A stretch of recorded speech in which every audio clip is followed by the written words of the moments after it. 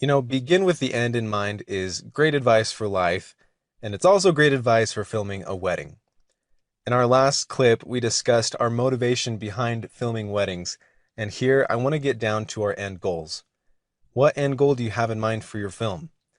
This is so important to keep in mind, and here are a few of my answers for end goals that I have for films that I create. Number one, I want to document the day in an authentically beautiful way. I love this phrase. Think about it. Authentically beautiful. I want it to be raw and real, depicting the day as it actually happened. And I also want it to be beautiful. Now, naturally, it's going to be beautiful. It's a wedding.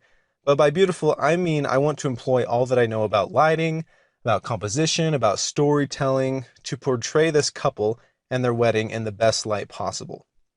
You're going to see this phrase authentically beautiful a few times throughout this course. It's probably going to be a theme because I love putting these two together, authentically beautiful. And I think it makes a lot of sense for a wedding video. Number two, I want to capture the emotion and the excitement of the day. I read a quote once that really hit me. It goes like this: "You aren't filming a wedding, you're filming people. The wedding is just the backdrop." And I try to always keep this in mind when I'm filming. Yes, I will be filming details at this wedding and things that are at this wedding. I know that. But I want to remember that a good wedding film is all about the people and their emotions and their excitement at this wedding. In order to do this, I really believe that you need to be engaged and involved yourself. I don't want to just be a fly on the wall at this wedding filming whatever I see. I want to anticipate the key shots that I know are coming, and I want to be ready for them. A few examples of these are, capturing the anticipation of the bridal party as they're all getting ready for this huge day. I want to get that, glowing smile on the groom's face when he sees his bride dressed in white for the first time during their first look. I want to capture the tears of the bride's father during the daddy-daughter dance, laughing during the toasts and the speeches, the joy and the congratulations during the sparkle exit as the bride and groom run off to their honeymoon. These are all essential emotional moments of the day and plenty more that I want to always capture and include in the film. Just remember to not focus on things, focus on the people. Think about what this couple will care about 50 years from now and film that. You don't just want to capture what the event looked like, but what it felt like. Number three, I want to create an heirloom. Give you the definition of an heirloom real quick. An heirloom is a valuable object that has belonged to a family for several generations. This kind of goes with number two, but it's easy to get caught up in fads and try to get that sweet slider shot, or do sweeping shot after sweeping shot with a stabilizer. But I just had a bride write me back and say, "Dallin, we absolutely love our wedding film, but do you think you could include part of my little sister singing during our first dance?" And I just sat back in my seat for a little bit. I was like, of course I can. Duh. That was such an integral part of your wedding. Your little sister singing. She played the ukulele and sung this song for their first dance. I was caught up in telling my own story, but I left out this crucial part that was so important to the bride. So I edited a little piece of that into the end of the film. I made it fit, and the bride absolutely loved it. So remember, you want to capture the personality of the event.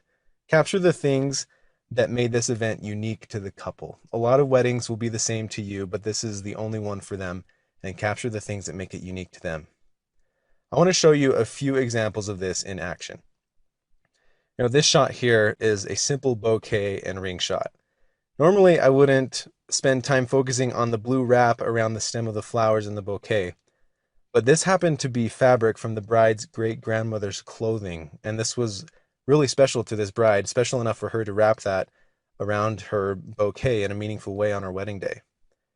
And the only reason I knew this was because I overheard her telling her friends about this, so I made it a mental note to capture this. I'm glad I heard that because that's really important to her. Here's another shot. This is a bride and her bridesmaid on the floor. It isn't an especially beautiful shot, but I happened to capture it, and I later learned that this was an inside joke from college where these two would sit on the floor and sit like this whenever they were, frenzied for whatever reason or needed help calming each other down when something crazy was going on with school or boys or whatever, drama. So this was funny to them on their wedding morning, and she was so grateful that I caught this shot. It doesn't seem very significant to other people that don't know. There's like orange scissors in the way, but it was really special to her, and she absolutely was so glad that I caught that. One more shot. To you and me, this is just a picture frame on a chair. But I learned before the wedding day that the bride's father had recently died, and this was an empty chair the bride wanted to keep empty with this picture frame during the wedding ceremony. And these were all pictures of the bride and her father. I had to capture this. This is something that the bride will want to remember forever, that this was a part of her wedding day. And I wanted that in the film because that is unique to the couple. So I invite you to begin with the end in mind with your film and write down goals that you have for your wedding film that you will create.